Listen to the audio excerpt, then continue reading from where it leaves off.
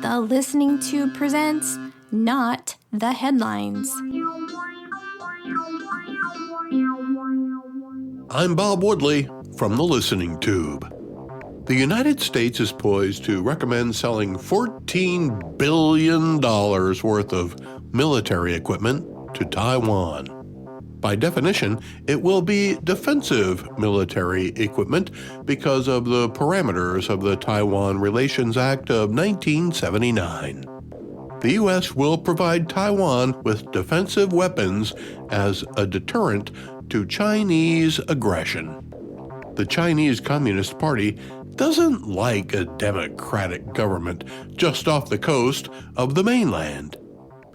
It's kind of the same way the United States doesn't like Cuba, a communist regime, being just 90 miles off the coast of Florida. For a long time, the Soviet Union and then Russia provided support for Cuba and helped defend it against American aggression, both real and imagined. As it turned out, Cuba's supporters have lost their ability to provide military and monetary support to the regime. Venezuela was Cuba's last hope, and now that's off the table thanks to the regime change there. Cuba is now an island, both literally and figuratively. Cuba is running out of everything, including fuel, and the communist government has no idea how to fix it. Or they can't admit that capitalism is the way to fix it. But it's highly unlikely that the lack of support that will eventually lead to the failure of the communist regime in Cuba will lead to the failure of a democracy in Taiwan. Frankly, I'm surprised the Chinese haven't infiltrated the Taiwanese government enough to make it bend to their will. Maybe the Chinese just aren't as good at that kind of thing as we assume they are. After all, they've been trying to subvert the United States government for a long time. I'll admit, they're getting better at it. He's a nut job, but he's still sharp. But that doesn't mean that Taiwan isn't a bone in the throat of the Chinese Communist Party, and the United States is preventing that bone from decomposing and being digested by China. A $14 billion infusion of marrow is now on the table. It's meant to be a deterrent. Only China can decide if it is a deterrent or not. Should China decide that deterrent be damned, we're tired of this nuisance, and despite the billions of dollars of deterrent, there's literally nothing anyone could do if we decided to eliminate the Taiwan problem, regardless of how China decides to do it. They've been very patient so far. Luckily for Taiwan, Chinese history goes back for thousands of years, and if there's one common trait of the Chinese, it's the ability to think long-term.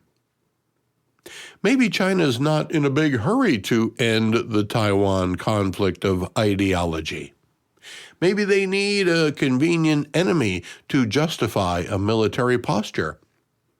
Maybe the Chinese find it amusing that the United States is making Taiwan spend billions of dollars simply because of Chinese proximity. This is The Listening Tube. If I were in charge of the United States, and I'm not, I would insist that Taiwan pay for all of this defensive military equipment up front. Because China can take control of Taiwan any day of the week, and there'd be nothing any country could do about it. It's just a matter of how much pride the Chinese government wants to grant to the government of Taiwan. What is China willing to sacrifice in order to make it look like Taiwan was able to put up a fight? How far will Taiwan's allies go to defend it? A conventional conflict would be costly for both sides, and the longer it drags on, the more cumbersome it becomes. Lives lost on both sides would be dramatic. Patriotism on both sides would lead many to sacrifice themselves for the greater good. What is perhaps overlooked is the fact that Taiwan has no problem with China being just offshore. Their weapons are primarily defensive, as they have no plans to invade China. Taiwan is armed to the teeth to defend itself and has diplomatic agreements of support. China has consistently toyed with those diplomatic agreements and lodged protests with certain actions by Taiwan or on behalf of Taiwan.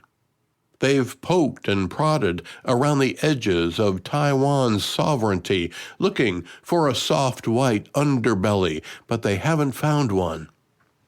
That doesn't mean they don't have any options. If China is sincerely adverse to an independent nation that employs a different form of government being so close to it, I say we call their bluff. You can text the listening tube from the homepage if he says something stupid. If the godless communists in China are so worried about having Taiwan right next door, then give the island 2 years' warning to get out. In 2 years, China will destroy the island with nuclear weapons, rendering the whole place useless for years. Then, China will have nothing left to bitch about. China would have to fund the cost of relocating everyone and be held accountable for the deaths of people who did not or could not leave in time. China will have achieved their goal of isolating their communist regime from the threat of freedom. But the isolation of nuclear contamination is the price they have to pay for the buffer zone they wish to create. Or maybe we could just sprinkle it with the nuclear dust from the underground facilities in Iran, as long as it's completely useless to everyone. Send email to thelisteningtube@outlook.com. Yes, I know this sounds far-fetched, but sometimes you have to declare that you're done being dragged along, and this tension between China and Taiwan needs to end one way or the other. It's time for China to put up or shut up. Demonstrate how serious you are about your opposition to Taiwan once and for all, and if your concerns are purely defensive, then render the island uninhabitable for the foreseeable future. That will give you plenty of time to determine whether or not you feel more secure. I'm not encouraging China to drop a nuclear bomb on Taiwan. I'm only demonstrating how, if they did, there wouldn't be anything anybody could do about it. Would another nuclear country retaliate? No. They don't even have to give a 2-year notice. China could nuke Taiwan tomorrow, and while the world would be surprised for a few days, there would be no retaliation and no penalty imposed that would have any impact on China. Maybe some sanctions that might be the equivalent of a slap on the wrist, but other than that, the damage has already been done, and there would be no way to undo it. The only question is whether or not China is willing to accept the consequences. Does China care about public opinion? No. Does the Chinese Communist Party have moral guidance of any kind? Well, they have no religion, so no. Other than civil law. But when you run a communist government, you get to determine what the laws are. Does China care about the lives that will be lost? Probably not. China has more people than any country other than India. People are nothing more than a commodity to a communist government. When you have as many as China, the deaths of millions is merely an inconvenience. Does China have anything to gain by extending the conflict or pursuing resolution through diplomatic channels? No. Like it or not, China's best option is the nuclear option. If they're not willing to go that far, then Taiwan isn't that much of a threat. Now, you might be thinking, but Bob, why doesn't the United States drop a nuke on Cuba then? Well, first of all, we don't have to. The conditions for Cuba to continue to be a communist nation were exposed as not being sustainable. Plus, America cares about public opinion and has morals and standards of diplomacy that it strives to uphold. Dropping atom bombs on places isn't something the U.S. wants to do, having already done it twice.